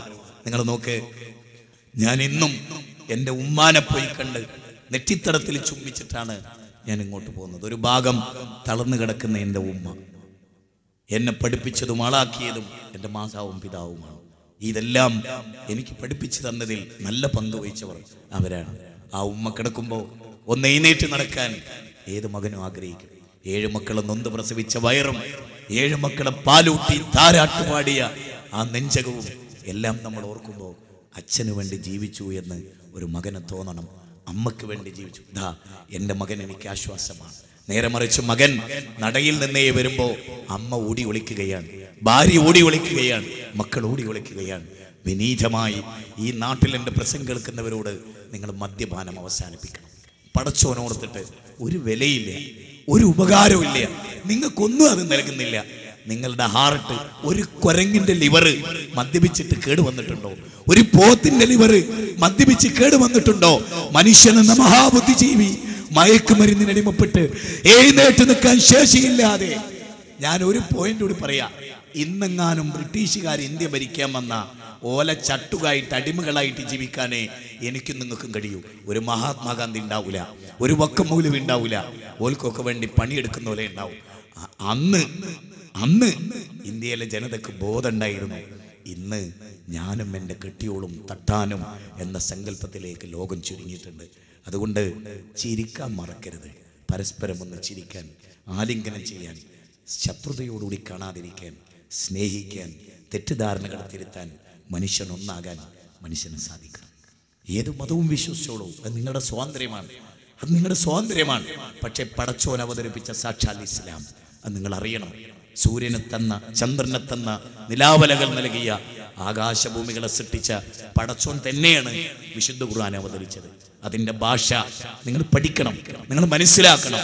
പ്രവാചകനാരാ നിങ്ങൾ പഠിക്കണം. ഇത് സംഘടിപ്പിച്ച് ഈ നാട്ടിലെ കുറച്ച് കുട്ടികളുണ്ട്, അവരെ നിങ്ങൾ അടുത്തറിയണം. ഇപ്പം നിങ്ങൾ നോക്ക്, ഇപ്പം ഞങ്ങളൊക്കെ നീളമുള്ള താടി, എല്ലാവരും വിചാരിക്കുന്നത് എന്തോ വലിയ ഭീകരവാദമാണ്, തീവ്രവാദമാണ്. എന്നിട്ട് ബില്ലാദൻ എന്നൊക്കെ വിളിക്കും. എന്താ എയർപോർട്ടിൽ നിന്നൂടാ, പോലീസ് സ്റ്റേഷനിൽ പോയിക്കൂടാ. എന്താ ഇത്? സഹോദരങ്ങളെ, ഈ താടിക്ക് ബുദ്ധിയുണ്ടോ, വിവേകമുണ്ടോ? ഒരു ഹിന്ദുവിനെ കാണുമ്പോൾ താടി നമുക്ക് കാണിച്ചു തരടാ എന്ന് താടിയാ പറയണത്. മനസ്സല്ലേ? മനസ്സിൽ രോമുണ്ടോ? സഹോദരന്മാരെ, രവിശങ്കറിന് സായിബാബന്റെ മുടി എന്തായിരുന്നു? മുടി നീണ്ടു എന്നുള്ളതുകൊണ്ട് ഒരാൾ ഭീകരവാദി. രവീന്ദ്രനാഥ ടാഗോർ മഹാത്മാഗാന്ധിയെ മഹാത്മാവ് എന്ന് വിളിച്ച മഹാനാണ് രവീന്ദ്രനാഥ ടാഗോർ, ഗീതാഞ്ജലിയുടെ കർത്താവ്, ചട്ടമ്പി സ്വാമികൾ, ഗുരു നിത്യചൈതന്യയതി, കാർൽ മാക്സ്, അവർക്കൊക്കെ വലിയ താടി ഉണ്ടായിരുന്നു. താടിയല്ല പ്രശ്നം, മനുഷ്യന്റെ മനസ്സിലാ പ്രശ്നം. മനസ്സിലായോ? മാത്രമല്ല, ഇത് വെച്ചിട്ട് ഒരു സിനിമാ തിയേറ്ററിന് മുമ്പിൽ ക്യൂ നിൽക്കാൻ പറ്റുമോ? ആരാടാ ഒരു മൗലവി സിനിമാ തിയേറ്ററിന് മുമ്പിൽ ക്യൂ നിൽക്കും? നോക്കടാ എന്നറിയില്ലേ? തീർന്നില്ല. ഈ താടി നീട്ടി കള്ളിഷാപ്പിന്റെ മുമ്പിൽ നിന്നാലോ, എടാ ഏതോ ഒരു പള്ളിയിലെ ഖത്തീബതടാ കാട്രായി അടിക്കാൻ നിൽക്കുന്ന. അപ്പൊ താടി മനുഷ്യനെ നന്നാക്കും. മനസ്സിലായോ? അപ്പൊ ഇതൊന്നും ആരും എന്ത് വിചാരിക്കണ്ട, ഇതൊക്കെ വലിയൊരു അപകടമുള്ളതാണ് എന്ന് ആരും വിചാരിക്കണ്ട കേട്ടോ. ഇതൊന്നും ആർക്കും ഒരു അപകടം ഉണ്ടാക്കില്ല. ഇപ്പൊ എന്റെയൊക്കെ അയൽവാസി നേരെ മുമ്പിൽ ബാബുവേട്ടൻ, അതിൻ്റെ അപ്പുറത്ത് ശിവദാസേട്ടൻ, അതിൻ്റെ ബാക്കില് പിന്നെ സുരേഷ്, അതിൻ്റെ തൊട്ടുപ്പുറത്ത് എൻ്റെ കണ്ണൻ. എല്ലാവരുടെ നടുവിലാണ് ഞങ്ങൾ ജീവിക്കുന്നത്. ഇന്ന് വരെ ഞാനിപ്പോൾ എൻ്റെ പഴയ തറവാട്ട് പോയി വരുമ്പോൾ എന്നോട് പറയാണ്, നിങ്ങൾ ഇവിടുന്ന് പോയതിന് ശേഷം ഒരു ഹരവും ഇല്ല ഇവിടെ, ഒരു ക്ലാസ്സും ഇല്ല ഇവിടെ, ആർക്കും ഒരു പ്രസംഗവും കിട്ടണില്ല എന്ന് അമുസ്ലിങ്ങളാ പറയുന്നത്. മനസ്സിലായോ? എന്തേ കാരണം? നമ്മൾ നമ്മളെ എന്തോ ആക്കി വെച്ചു. ഞങ്ങൾ മുസ്ലിങ്ങൾ എന്ന് പറഞ്ഞാൽ എന്തോ വലിയ ഭീകരവാദികളാണെന്ന് വരുന്നത്. മീഡിയകളും ലവ് ജിഹാദ്, നമ്മളെ പെണ്ണുങ്ങളൊക്കെ പ്രേമിച്ചടാ, കൊണ്ടുപോയടാ അല്ലേ? ഓരോ ജില്ലയിലും 418 ഹിന്ദുക്കളെ, 518 ക്രിസ്ത്യാനികളെ, ഒക്കെ മുസ്ലിങ്ങൾ ചെറുപ്പക്കാര്. അപ്പൊ ഹിന്ദുക്കളിൽ ചെറുപ്പക്കാരില്ലേ? വെറുതെ നുണ പറയാണ്. വർത്താനം കേട്ടായിരിക്കും സ്നേഹിക്കാൻ പറ്റിയല്ലോ ഒക്കെ മുസ്ലിങ്ങളെ കൂട്ടത്തിലെ ആണുങ്ങള്. ഇതൊക്കെ അന്യ സമുദായത്തിനും കൂടി ഉപദ്രവം ഉണ്ടാക്കണം. പിന്നെ സ്നേഹത്തിന് ജാതി മതമൊന്നുമില്ല, അതൊരു രോഗാണ്. മനസ്സിലായില്ല? അതെന്താണ്? ഒരു രോഗാണ്, വേറൊന്നുമില്ല. അതിലാരും അങ്ങോട്ടും ഹിന്ദു മുസ്ലിമിനെയും, മുസ്ലിം ഹിന്ദു, ഇസ്ലാമിൻ്റെ നിയമം അനുസരിച്ച് വിവാഹത്തിന് മുമ്പ് പ്രേമിക്കാനേ പാടില്ല. ഒരു മുസ്ലിമിനെ തന്നെ പ്രേമിക്കാൻ പാടില്ല. പിന്നല്ലേ ഒരു ഹിന്ദു സ്ത്രീയെ? മാത്രമല്ല, ചതിയല്ലേ. ഒരു പെണ്ണിനെ സ്നേഹിക്കുന്നതോളം ചതിക്കാനാണെങ്കിൽ ആ ചതി മതം അംഗീകരിക്കുമോ? ഇസ്ലാം ഒരിക്കലും അംഗീകരിച്ചിട്ടില്ല. ശരിക്ക് ജിഹാദ് എന്ന് പറഞ്ഞാൽ സ്വന്തം ദേഹേച്ഛയെ കൺട്രോൾ ചെയ്യൽ ഒരു വലിയ ജിഹാദാണ്. തൻ്റെ പെൺകുട്ടികളെ വളർത്തൽ ഒരു ജിഹാദാണ്. തൻ്റെ പെൺകുട്ടികളെ നല്ല പുരുഷന്റെ കൈകളിൽ ഏൽപ്പിക്കൽ ജിഹാദാണ്. സ്വന്തം മാതാവിനെ സംരക്ഷിക്കൽ ജിഹാദാണ്. ഇതൊക്കെ ഇസ്ലാം പഠിപ്പിച്ചാൽ. സുഹൃത്തുക്കളെ, ദീർഘിച്ച് സംസാരിക്കുന്നില്ല. സ്വന്തം ജീവിതത്തെക്കുറിച്ചൊരു വീണ്ടും വിചാരം ഉണ്ടാകണം. മരണത്തെക്കുറിച്ച് നിങ്ങൾ ശരിക്കും ആലോചിക്കണം. ഇതാണ് എനിക്ക് നിങ്ങളോട് പറയാനുള്ളത്. ഞാൻ നേരത്തെ പറഞ്ഞ ഒരു ചോദ്യം പോലെ ഒരു സംഗതി ഇവിടെ ഞാൻ വായിക്കുകയാണ്. നിങ്ങൾ പറയുന്ന ഇതേ ഖുർആൻ വചനങ്ങൾ തന്നെയല്ലേ മുസ്ലിങ്ങളിലെ മറ്റ് സംഘടനകളും പുരോഹിതന്മാരും പറയുന്നതും ഖബറാരാധനക്കും മറ്റുള്ളതിനും അവർ തെളിവാക്കുന്നതും എന്ന് ഒരു ചോദ്യമാണ്. യഥാർത്ഥത്തിൽ ഞാൻ നേരത്തെ പറഞ്ഞു, വിശുദ്ധ ഖുർആൻ വ്യാഖ്യാനിക്കാനുള്ള അവകാശം റസൂലുള്ളാഹി സ്വല്ലല്ലാഹി അലൈഹി വസല്ലമയിൽ നിക്ഷിപ്തമാണ്. അല്ലാഹ് റസൂലുള്ളാഹിക്ക് പഠിപ്പിച്ചതെന്തോ അത് കൂട്ടാതെ കുറയ്ക്കാതെ മുഹമ്മദ് നബി പറയും, വലൗ തഖബ്ബല അലൈനാ ബഅദൽ ലഖാവീൽ ലഅഖദ്നാ മിൻഹു ബിൽ യമീൻ. വല്ലാത്തൊരു കാഴ്ചപ്പാടാണത്. പ്രവാചകൻ വ്യാഖ്യാനിച്ച പോലെ സ്വന്തം ദുർവ്യാഖ്യാനിക്കുമ്പോഴാണ് എല്ലാ തിന്മക്കും അതിൻ്റെതായതുണ്ടാവുക. പ്രവാചകൻ വ്യാഖ്യാനിച്ചതുപോലെ അതാണ് മൻഹജു സലഫ്. ആ പൂർവികരായ സലഫുകൾ വ്യാഖ്യാനിച്ച പോലെ ഖുർആനെ വ്യാഖ്യാനിക്കണമെന്നാണ് നിങ്ങൾ പറയുന്നത്. അപ്പൊ തെറ്റൂല. രണ്ടാമത്തത്, ഇസ്ലാമിലെ സവർണ അവർണ വ്യത്യാസം, അതിനെക്കുറിച്ചുള്ള വീക്ഷണം എന്താണെന്നാണ്. യാ അയ്യുഹൽ ഇൻസാനു മാ ഗുർറക ബിറബ്ബിക്കൽ കരീം അല്ലദീ ഖലഖക ഫസവ്വാക ഫഅദലക ഫീ അയ്യി സൂറത്തിൻ മാ ശാഅ റകബക. ദൈവമാണ് നിങ്ങളെ സൃഷ്ടിച്ചത്. നിങ്ങൾക്ക് കറുപ്പും വെളുപ്പും ഒക്കെ നൽകിയത് പടച്ചോനാണ്. കറുപ്പിന്റെ പേരിൽ, വെളുപ്പിന്റെ പേരിൽ, ജാതീയതയുടെ പേരിൽ. ഇപ്പൊ ബിലാലിനെ കറുത്തവളുടെ മകനെ എന്ന് അബൂദർ വിളിച്ചപ്പോൾ റസൂലുള്ളാഹി പറഞ്ഞത്, നീ ജാഹിലിയത്തിലാണ്, നിന്റെ ഇസ്ലാം പൂർണ്ണമായിട്ടില്ല. ഒരാളെയും കറുത്തവർ വെളുത്തവർ എന്ന് പറയരുത്. ഇന്ന അബാക്കും വാഹിദ് ഇന്ന റബ്ബുക്കും വാഹിദ് ലാ ഫളില ലി അറബിയ്യൻ അലാ അജമിയ്യ. അറബിക്ക് അനറബിയേക്കാളും കറുത്തവന് വെളുത്തവനേക്കാളും യാതൊരു പ്രത്യേകതയുമില്ല. അങ്ങനെ ജാതീയത തിരിച്ചിട്ടില്ല. എല്ലാവരും ആദമിന്റെ മക്കളാണ്. അതൊന്നും പറഞ്ഞ് നിങ്ങൾ തമ്മിൽ തല്ലരുത്. ഒരേ സൂര്യന്റെ കിരണങ്ങൾ ഏറ്റുവാങ്ങി, ഒരേ ചന്ദ്രന്റെ നിലാവലകൾ ഏറ്റുവാങ്ങി ആണ് നിങ്ങൾ ജീവിക്കുന്നത്. സഹോദരങ്ങളെ, ഒരുപാട് ക്ഷേത്രങ്ങളിൽ പടച്ച തമ്പുരാന്റെ അപാരമായ അനുഗ്രഹത്താൽ എനിക്ക് പ്രസംഗിക്കാൻ സാധിച്ചിട്ടുണ്ട്. ആ ക്ഷേത്രങ്ങളിൽ കാസർഗോഡ് ജില്ലയിലെ നീലേശ്വരം പ്രസിദ്ധമായ ക്ഷേത്രത്തിലെയൊക്കെ കേസറ്റുകൾ ഇവിടെ വിൽപ്പനക്കുണ്ട്. എൻ്റെ പ്രിയപ്പെട്ട മുസ്ലിങ്ങളും അല്ലാത്തവരും ഒക്കെ വാങ്ങി വ്യത്യസ്ത മത പ്രതിനിധികൾ പങ്കെടുത്ത സമ്മേളനത്തിലെ പ്രസംഗങ്ങൾ കേൾക്കണം. എന്തിനാ? നമ്മളുടെ തമ്മിലുള്ള തെറ്റിദ്ധാരണകൾ തിരുത്താൻ. അതുപോലെ തന്നെ ഈ ചർച്ചകളൊക്കെ നിങ്ങൾ ശ്രദ്ധിക്കണം. മാത്രവുമല്ല, ഈ കേസറ്റ് നിങ്ങൾ പൈസ കൊടുത്ത് വാങ്ങേണ്ടതില്ല. അത് നിങ്ങൾക്ക് സമ്മാനമായി തരും. നിങ്ങൾ ആവശ്യക്കാർ വന്ന്, പ്രത്യേകിച്ച് മുസ്ലിങ്ങളായ ആളുകൾക്കല്ല, മുസ്ലിം സഹോദരങ്ങൾക്കുള്ളതാണ്. അവരാവശ്യപ്പെട്ടാൽ അവർക്ക് ഫ്രീ ആയിട്ട് ഇവിടുന്ന് നൽകും. ഏറ്റവും ചുരുങ്ങിയത് നമ്മൾ തമ്മിലുള്ള തെറ്റിദ്ധാരണയെങ്കിലും ഇല്ലാതാകും, നമ്മൾ തമ്മിൽ ഐക്യത്തിലാകും. ഏത് മതത്തിൽ വിശ്വസിക്കുമ്പോഴും ഒരു കാര്യം നിങ്ങൾ അറിയണം, ഏതൊരു പടച്ചവൻ്റെ സൂര്യനാണോ നിങ്ങൾ ഉപയോഗപ്പെടുത്തുന്നത്, ഏതൊരു പടച്ചവൻ്റെ ചന്ദ്രനാണോ നിങ്ങൾ ഉപയോഗപ്പെടുത്തുന്നത്, ഏതൊരു പടച്ചവൻ്റെ വെള്ളമാണോ നിങ്ങൾ കുടിക്കുന്നത്, ഏതൊരു പടച്ചവൻ എന്ന ഹൃദയം കൊണ്ടാണോ നിങ്ങളുടെ മിടിപ്പ് നടക്കുന്നത്, ഏതൊരു പടച്ചവൻ എന്ന കണ്ണുകൊണ്ടാണോ നിങ്ങൾ കാണുന്നത്, ആ പടച്ചവനെ മാത്രമേ നിങ്ങൾ ആരാധിക്കാവൂ. ഒരു പടപ്പിനെയും ഒരു സൃഷ്ടിയെയും നിങ്ങൾ ആരാധിക്കരുത്. ഏകനായ നിങ്ങളുടെ ദൈവത്തെ മാത്രം ആരാധിച്ച് അവൻ അവതരിപ്പിച്ച വിശുദ്ധ ഖുർആൻ എന്തോ അത് പഠിച്ചു മനസ്സിലാക്കി ഒടുവിലത്തെ പ്രവാചകൻ ജീവിതത്തിലുടനീളമുള്ള മാതൃക പഠിപ്പിച്ചിട്ടുണ്ട്. അതനുസരിച്ച് പഠിക്കാൻ ശ്രമിക്കുക. മരണത്തിന് ശേഷമുള്ളൊരു ജീവിതത്തിന് വേണ്ടി സജ്ജരാവുക, ഒരുങ്ങുക. എൻ്റെ പ്രസംഗം കേട്ട നിങ്ങൾക്കൊക്കെ അഗൈതവമായ നന്ദി പ്രകാശിപ്പിച്ചുകൊണ്ട്, ആരോഗ്യത്തിൻ്റെ അവസ്ഥ കൊണ്ട് ദീർഘിച്ച് സംസാരിക്കാൻ കഴിയാതെ നിർത്തേണ്ടി വന്നതിൽ ഖേദം പ്രകടിപ്പിച്ചുകൊണ്ട്, ഇനിയും ഇവിടെ അനവധി പ്രോഗ്രാമുകൾ നടക്കട്ടെ എന്ന് പ്രത്യാശിച്ചുകൊണ്ടും പ്രാർത്ഥിച്ചുകൊണ്ടും, ഇത് കേട്ട നിങ്ങൾക്കെല്ലാം അള്ളാഹു ഹിദായത്ത് നൽകുമാറാകട്ടെ. ലഭിച്ച ഹിദായത്തിൽ അള്ളാഹു അവരെ നിലനിർത്തുമാറാകട്ടെ. ഐക്യത്തിൻ്റെ, സ്നേഹത്തിൻ്റെ, സാഹോദര്യത്തിൻ്റെ ഒരു മഹാസംഭവമായി തീരാൻ ഈ പ്രോഗ്രാം ഉപകരിക്കുമാറാകട്ടെ. മനുഷ്യർക്കെല്ലാം ഇത് ഉപകരിക്കുമാറാകട്ടെ. ഇതിൻ്റെ സംഘാടകർക്ക് അള്ളാഹു പ്രതിഫലം നൽകുമാറാകട്ടെ. അവരുടെ അധ്വാനത്തിന് അള്ളാഹു കൂലി നൽകുമാറാകട്ടെ. ഇതൊരു നല്ല പ്രവർത്തനമായി ലോകം ഓർക്കട്ടെ. ഇതിൻ്റെ കേസറ്റുകൾ മനുഷ്യരുടെ കൈകളിലെത്തട്ടെ. അവർക്ക് ചിന്തിക്കാൻ അവസരമുണ്ടാകട്ടെ. നമുക്കെല്ലാം ദൈവം നന്മ നൽകട്ടെ.